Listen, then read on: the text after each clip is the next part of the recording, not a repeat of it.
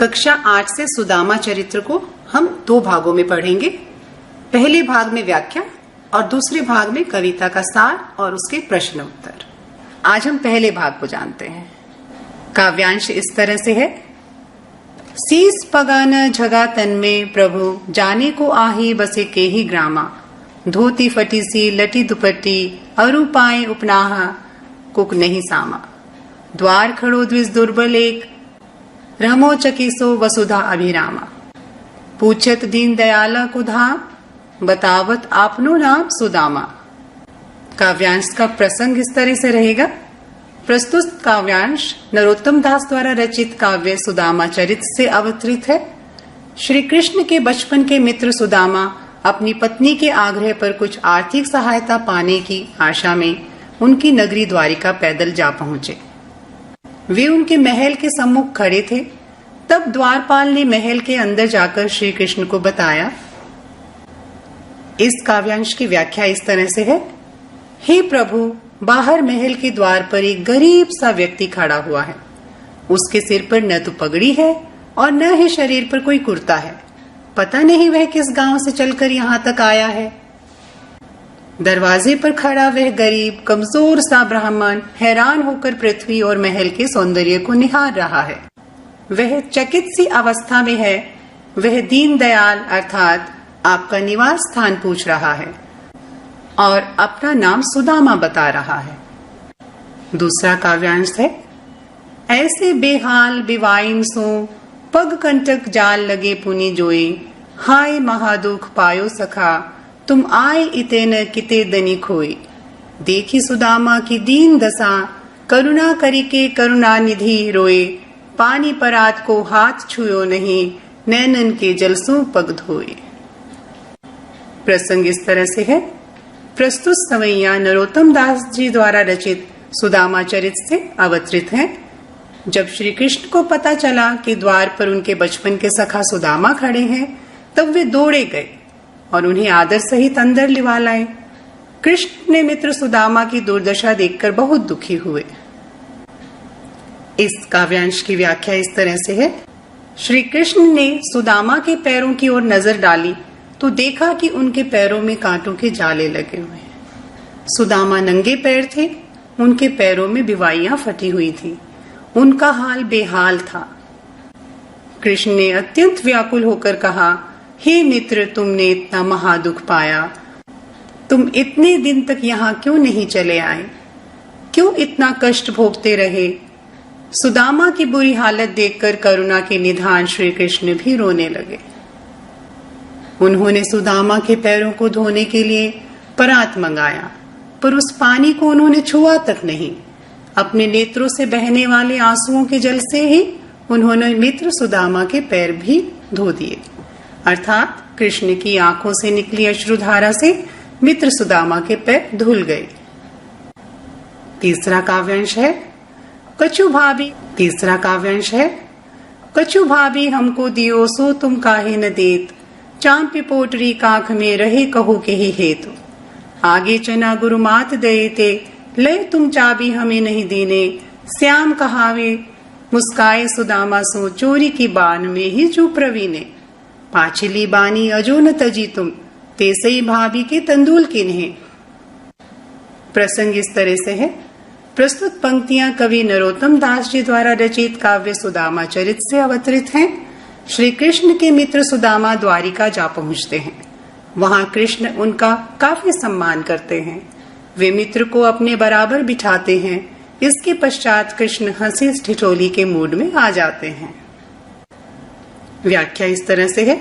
श्री कृष्ण सुदामा से पूछते हैं, हमारी भाभी ने हमारे लिए जो उपहार भिजवाया है उसे तुम मुझे देते क्यों नहीं हो? उपहार की पोटली को तुम बगल में दबाए हुए हो।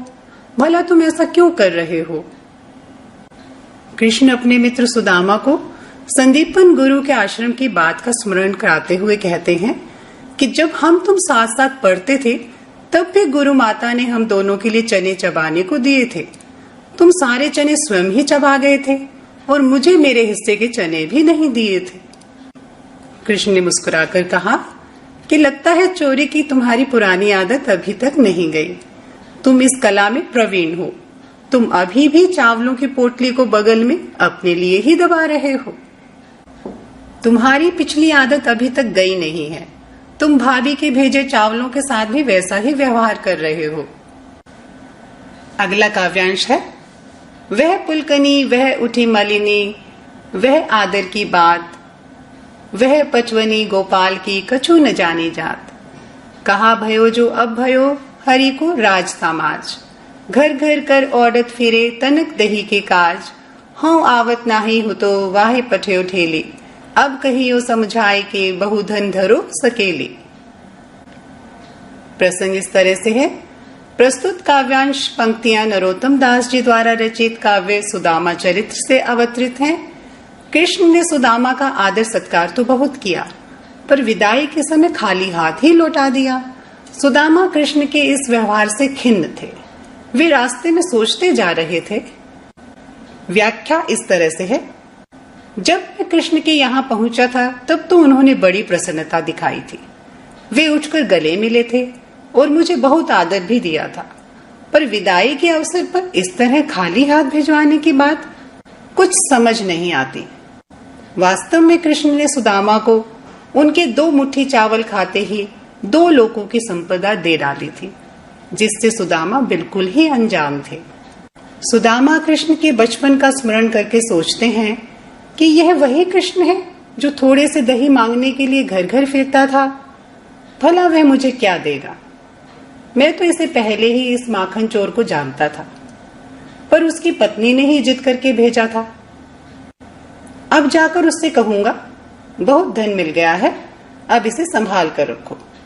वास्तव में सुदामा बहुत खिन्न थे, क्योंकि वे यहाँ आना ही नहीं चाहते थे। अब हालत यह थी, जो चावल वे मांगकर लाए थे वह भी कृष्ण ने ले लिए थे। बदले में खाली हाथ वापसी हुई। इसका 5वां भाग इस तरह से है, वैसोई राज समाज बने, गजबाजी घने मन संभ्रम छायो। कैधो परियायो कहूँ मार्ग भूली, की फेरी के मैं अब द्वारिका आयो।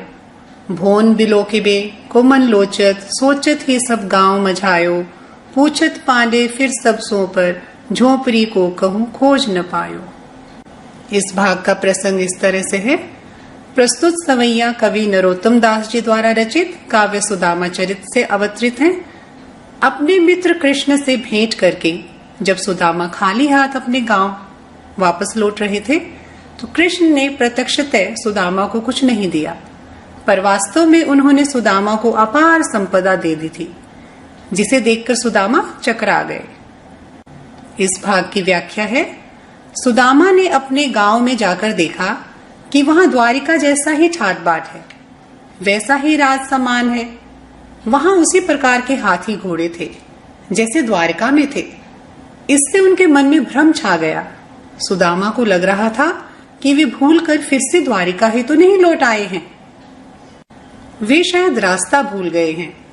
वहां भी द्वारिका जैसे भव्य महल बने हुए थे। सुदामा के मन में उन भवनों को देखने का लालच आ रहा था। यही सोचकर वह गांव के बीच में चला गया। वहां जाकर सुदामा पांडे ने सभी से पूछा, पर वे अपनी झोपड़ी को खोज नहीं पाए। भाग 6 है, के वह टूटी सी छानी हती, कहाँ कंचन के अब धाम सुहावत। के पग में पन्ही न हती, कह ले गजराज रहूं ठाठे महावत।